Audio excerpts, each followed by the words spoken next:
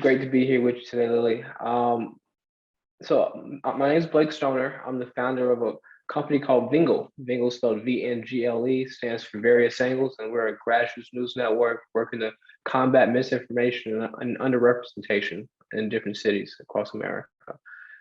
I was a part of the 2020 social innovation cohort at DivInc, the first social innovation cohort, and through that process, I became I discovered Well Market and the opportunity of getting an executive coach. And at that time, I was realizing that there were a few parts of my own leadership that I wanted to hone. I wanted to just sharpen my skills in certain areas to just prepare myself for the next chapter of my entrepreneurial journey. So when I heard about the opportunity, I definitely jumped at it and was excited to take part and to see how I could evolve with an executive coach. That's absolutely great. And Well Market, at Well Market, we're so pleased and delighted to be able to offer executive coaching services and matchmaking services for DivInc's very brilliant and talented founders. So Blake, perhaps for the education of our audience, can you tell us, when you were excited about coaching, did you jump right in and find a coach, or was there a little bit of a lag time, whereas you came back to the opportunity? Yeah, so when I first learned about the opportunity, I did take some time, and I felt maybe that I was a little too busy for executive coaching at the moment, and I was continuing on my path. But a few months later, closing out 2020, coming into 2021, I started to realize, like, you know what, it's now or never. When it comes to sharpening your skills and becoming a better leader. So I made the executive choice to make some room in my schedule to really make time for an executive coach and to dedicate my time, my resources to just making myself better and become to prepare again for this next chapter that my company is going into.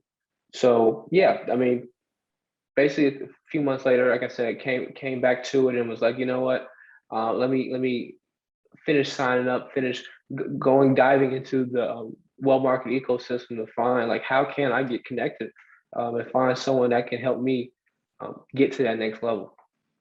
Excellent. Yeah, and definitely something good for people to hear, because oftentimes when people, even if they're given the opportunity to connect with an executive coach for free even, that there's this impression that I don't have time for this, that there are so many other competing demands on your time. Whereas in a certain sense, coaching can give you back time. So moving on from that, Blake, I would love to hear about your connection with your coach, and tell me perhaps about your first chemistry session. Introduce me to your coach and tell me what was surprising to you. Yeah, so I had the true honor of being coached by Michael Tucker, a great executive coach based out of Arizona. My relationship with Michael started through a connection through you, Lily, recommendation through you, I should say, and it started to grow through just finding common ground with each other, understanding each other's backgrounds, each other's outlooks on life, and obviously Michael wanted to understand, like, my goals and the areas that I wanted to grow in. And I think that the really amazing thing that, and this is all to you, Lily, your credit and your company's credit, that there was a lot of mutual synergies between me and Michael, whether that's, again, the outlook on life, just similar perspectives overall, but just overall when it comes to growth. He had I don't want to say perspective again, but he had the skills and the outlook to help me, guide me on my journey to get me to the next level that I was seeking to become. I honestly, it was an amazing journey. I'm very, very happy, extraordinarily happy that I made the time for it. And that, like you said, like through executive coach, you actually gain the time back in a way. And I definitely feel that to be true. I definitely feel I got exactly what I needed out of the executive coaching. Yeah, well, that's absolutely wonderful, and I'm so delighted to hear that Michael, the amazing Michael, was a perfect fit for you as a coach, and that your coaching engagement, your coaching journey was exactly what you needed. I think for the benefit of the audience as well, can you tell us a little bit about how the coaching conversations and the things that you worked on during your coaching engagement differed from, say, mentorship or business coaching, other experiences that you've had as a founder? Yeah, I would say the biggest difference between like executive coaching and traditional mentorship or whatever is that obviously one this is specifically, well, it's a mix, right? It's mixing like your life, your personal uh, um, interests, and obviously your livelihood, your business, your what you do for a living, all in one interaction, in a very intimate, if you wish it to be intimate interaction. Yes. Um, when you find an executive coach that you fully trust, and you could be your full self, intimate, your fully open and transparent self, and Yeah. allow someone to come into someone with a very select skill set to come into your life, and to help understand your journey, the problems that you may be dealing with, and know that the direction that you wish to go with your life. It's a very interesting walk and journey, that you can't really compare to anyone else. I mean, to any other kind of relationship. Can we maybe go into that aspect of sharing your full self and what's possible when you share your full self in the context also of what you're building as a founder, what you're creating? Oftentimes, as founders, we have different roles that we play on behalf of our company. We have our investor-facing role, we have our partnerships-facing role, we have our team leader, team manager role. So when you're able to connect with an executive coach and it's all about you, it's all about your personal growth, what does it mean when you can come as your full self? Let down your guard. Yeah. So there's definitely an air of um, willing vulnerability that you have to have if you really want to get super deep into that journey and that growth. Um, Me personally, one thing I was really seeking to do is really further unlock my sense of public leadership. Like I Mm, really see that with the next steps of Vngle, that there will come a lot more thought leadership, a lot more public facing presence as me as the founder and CEO when it comes to connecting with communities, connecting with um, elected officials, connecting with whoever to help grow the organization. And that was the main goal of me coming into my executive coaching session, was that like I laid it out that, hey, Michael, this is who I am right now. This is the journey I've been on. This is where I want to go. mm, And again, I go back to the idea of the willing vulnerability, because to really get down to the nitty gritty and to unlock that truth within oneself, you have to be open and willing to kind of express it to someone else. If you have the doors closed, the executive coach, can't fully get in there to help you unlock and open these doors um, without your consent. Really, in these sessions, I really went deep into why I started this organization, the mission behind the company, the the vision I had for the organization, and really the impact that the why. the deep why of the work that we do. And you have to go really deep to really get the foundational principles of that. You have to be really transparent, really again vulnerable with a coach.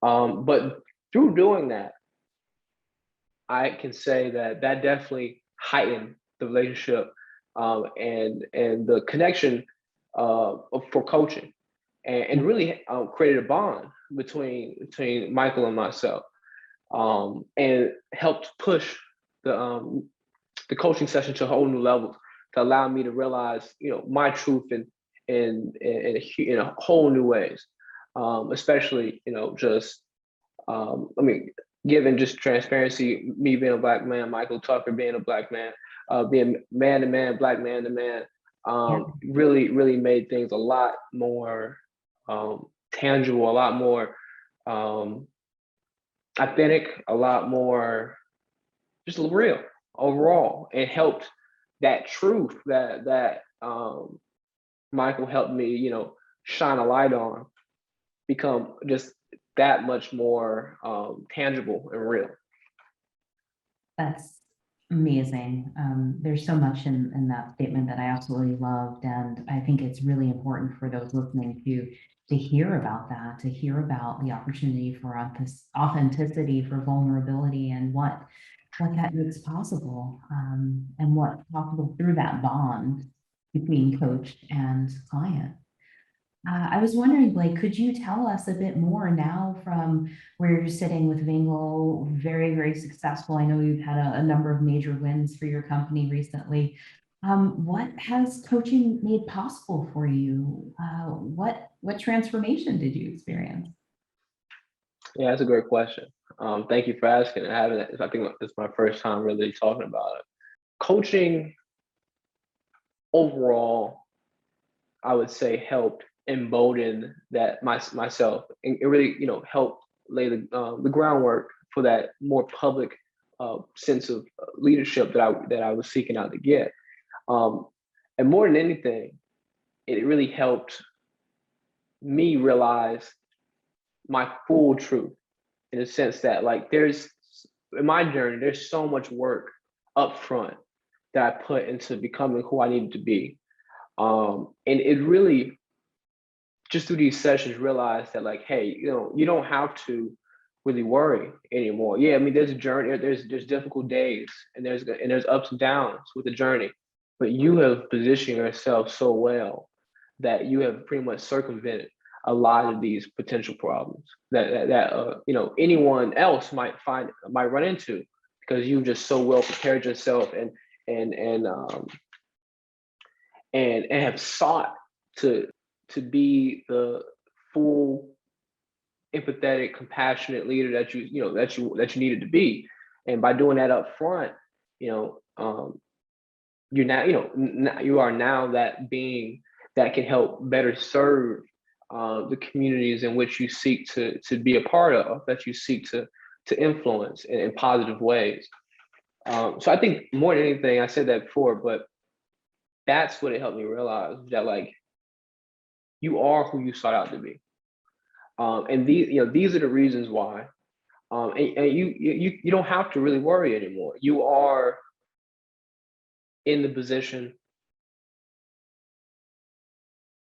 and you just need to be you, honestly. You know, Like, can I ask you, what did it feel like when that moment came to be truth in your session?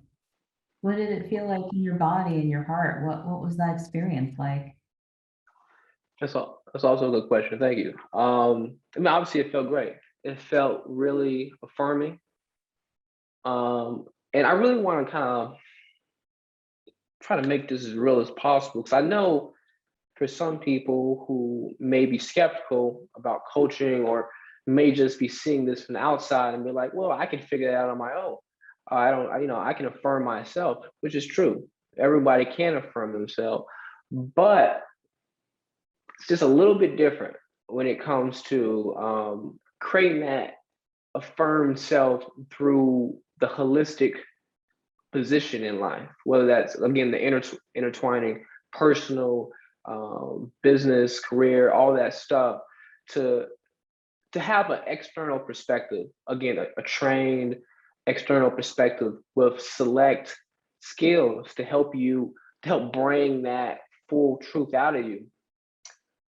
It's a little bit different than going, looking in the mirror like, I am who I think I am.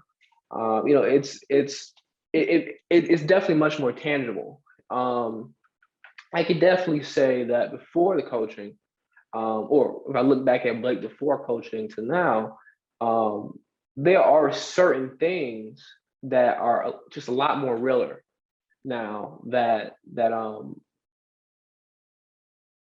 I further unlocked through coaching. I mean, that's just about as real as I can make it. Yeah. Yeah, that's just so good. And what came to mind, and tell me if this resonates with you, when you were talking about that opportunity to a holistic view of this and to affirm yourself in a holistic way by having reflection and a bond with a specialized trained professional, someone who really sees you and can reflect back to you. What came to mind was this pervasive wave of imposter syndrome in underrepresented founders and BIPOC leaders in organizations. It's something that has really been in the spotlight lately. And I think that more and more people are suffering from anxieties that they feel as they step into leadership positions. So by, instead of perhaps saying, okay, this is my hat at work, this is my hat at the company I run, and this is who I am at home, you're looking at a way of integrating yourself fully between who you are personally, professionally, and your aspirations as a leader. So really coming into that full-fledged version of yourself without self-doubt. Yeah. Yeah. Yeah. I mean,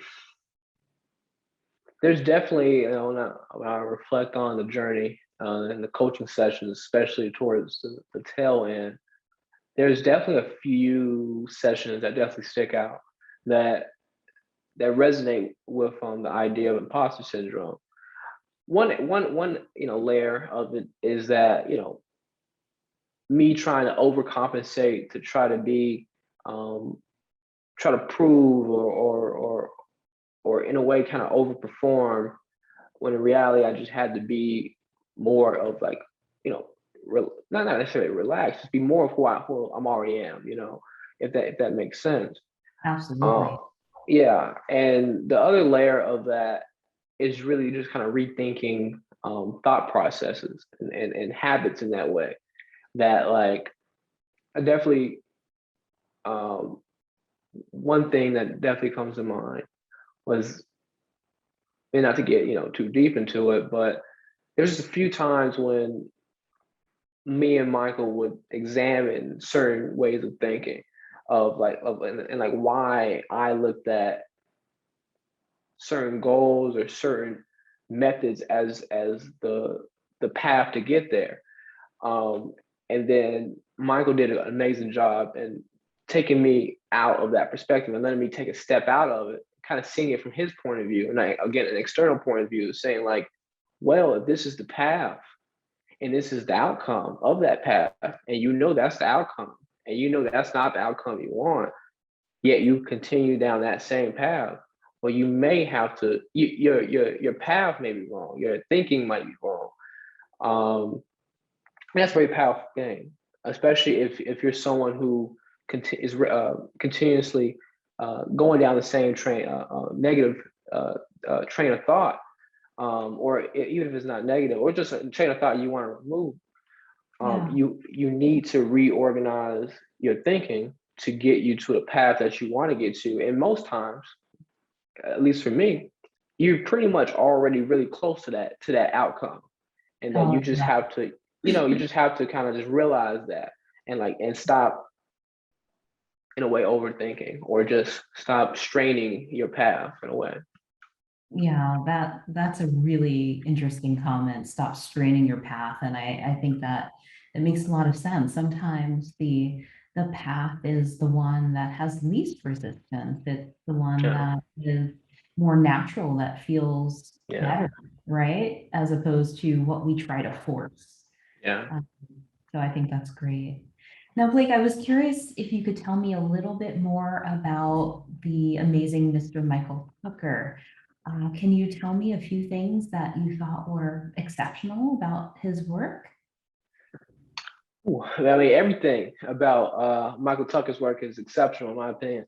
Yeah. But to try to make it, try to give some specifics, I would say that Michael is exceptionally able, again, to allow people to rethink their path, rethink their, or just examine their train of thought, to under to kind of siphon through the noise and help them identify the exact the true goal, the truth, and the true goal that they seek to accomplish. At the same time, he's really good at helping someone balance their holistic goal. And I say that again, wrapping in personal, professional life all together. Being and just being a real person, you know, to another real person. I think that's that sense of authenticity is something that I have to really emphasize. Um, and I mean I can go on and on, but that's definitely like top of mind. Beautiful, beautiful. And then perhaps as we close out, could you share perhaps three pieces of advice for people who are considering coaching? Number one, I would say you get what you put into it. So if you come into coaching, thinking that it's not your job, you're basically hiring someone else to do this job for you. That is the incorrect perspective. It is a two-way relationship, two-way street of I would say when it comes to coaching, and you literally get what you put in. Like you should come to coaching prepared. You should be thinking about your growth during your coaching sessions and your outcome, your intended outcome, and where you wish to be by the end of the coaching session. Um, Another point of advice I would say is come prepared to be your authentic self, and to be as vulnerable as you feel comfortable. The more authentic, the more transparent that one can be, the deeper the outcome, the impact will resonate within one's life. Mhm. Um, and as far as the third closing piece of advice,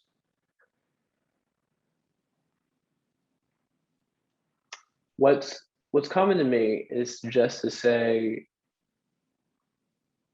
is kind of continues off the last point, but to be your real self, to be